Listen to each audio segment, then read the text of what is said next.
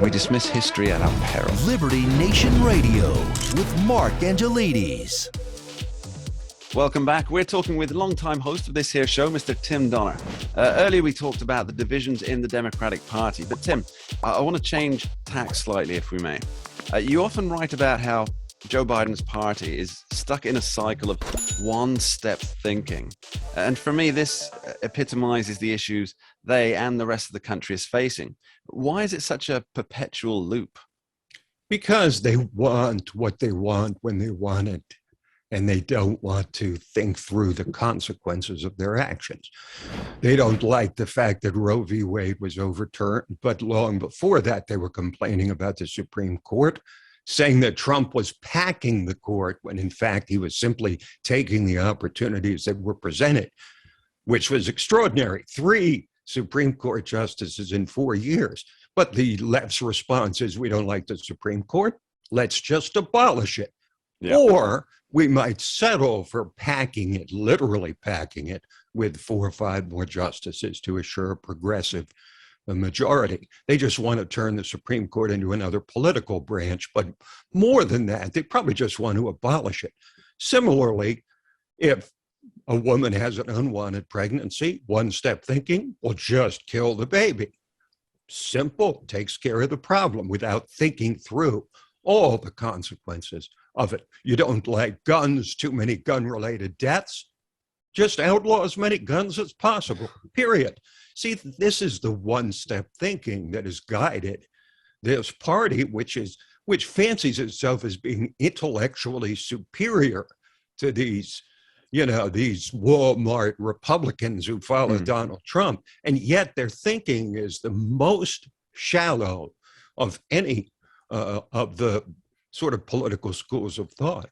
Yeah, it's almost like a snobbishness, isn't it? That they seem to think that not only do they have the intellectual game, they also think they have the moral high ground on things. Yes, but it's a virtue. Yeah. It's a one big exercise in virtue signaling. I mean, look at John Kerry. There's a perfect example.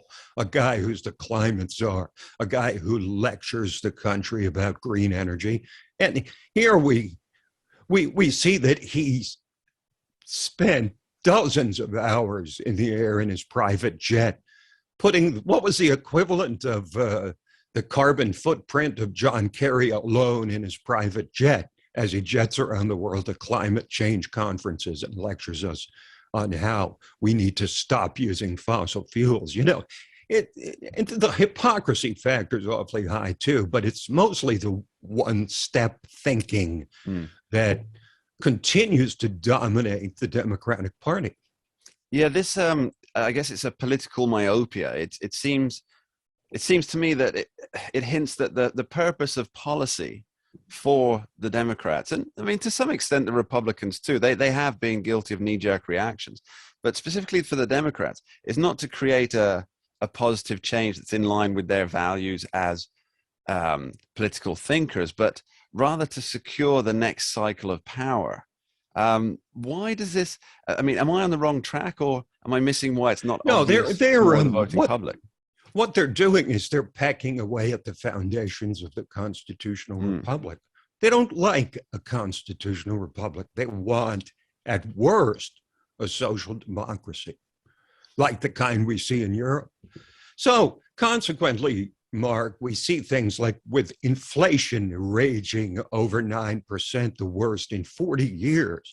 They're still talking about Build Back Better and more safety net programs, which we obviously can't afford. The proof is now there. But they continue to insist Build Back Better. Why?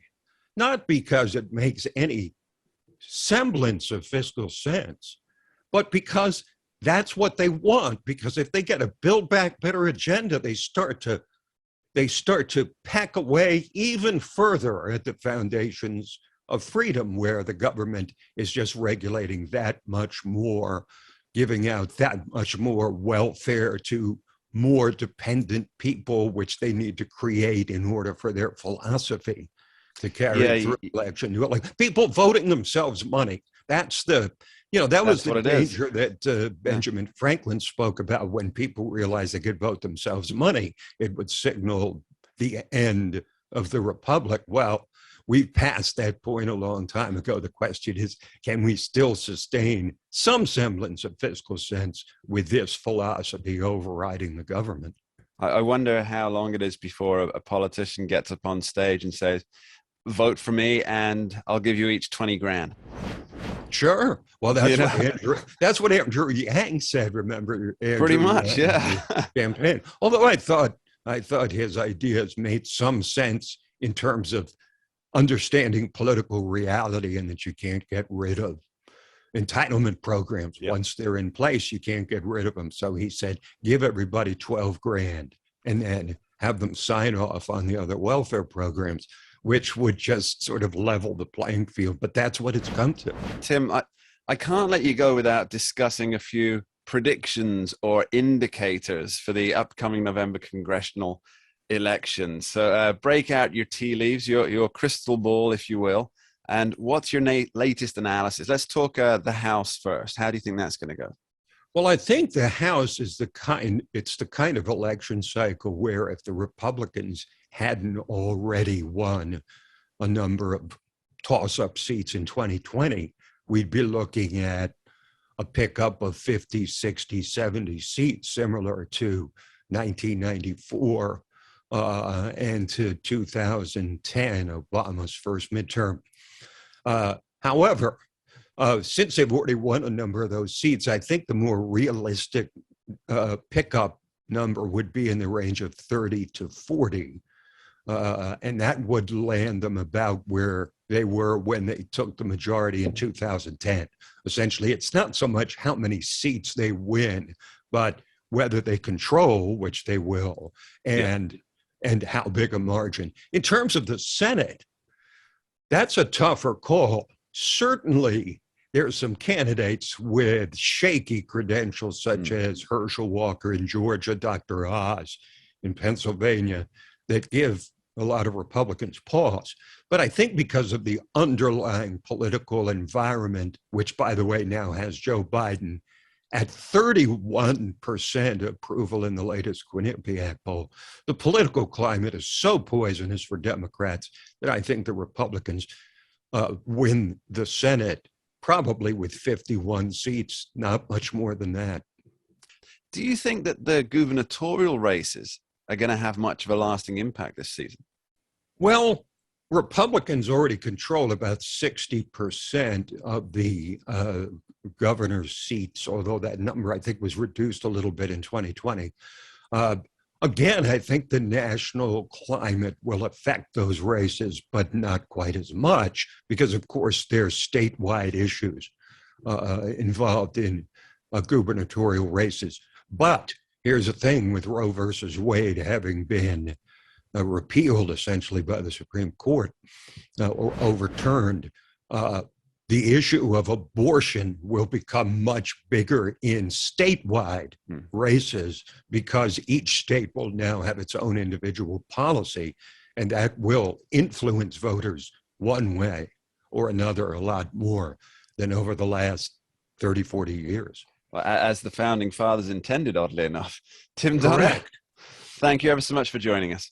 Always a pleasure, Mark. You're listening to Liberty Nation Radio, heard across the Radio America network from our flagship station in the nation's capital, WWRC in Washington, D.C. Remember, you can tune in for Liberty Nation on KFOM 1240 AM out of Park Hills, Missouri. Coming up later in the show, we ask why the Big Apple doesn't want New Yorkers to defend themselves. But up next, what's with the school exodus? Don't go anywhere. We dismiss history at our peril. Liberty Nation Radio with Mark Angelides. We're doing it for real, really real. Liberty Nation. And Jeff Charles, contributor for LibertyNation.com. I think we're starting to make an impact. Liberty style, fight for freedom. Daily tracking poll sponsored by Liberty Nation for Thursday. Mentioned by Dan Bongino, Rasmussen, Jordan Peterson, and I others. can do it again if you want me to. Cited in Mark Levin's American Marxism. I think we're starting to make a really big impact. Get noticed. We're doing it.